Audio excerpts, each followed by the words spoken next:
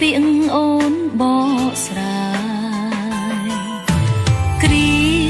កន្លងអូនល្អនឹងបងមែនតែមិនមែនក្នុងន័យស្នេហ៍ឡើយភា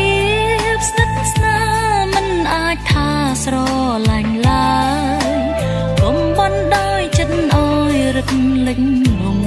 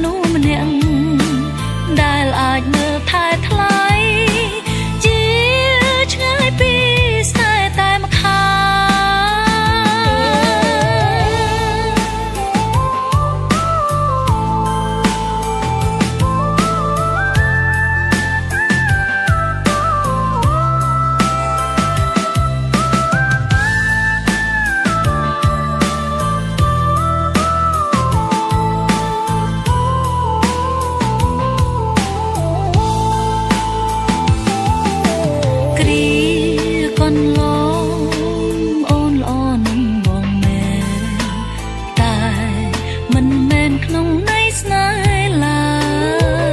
យភាពស្និទ្ធស្នាលមិនអាចថាស្រឡាញ់ឡើយ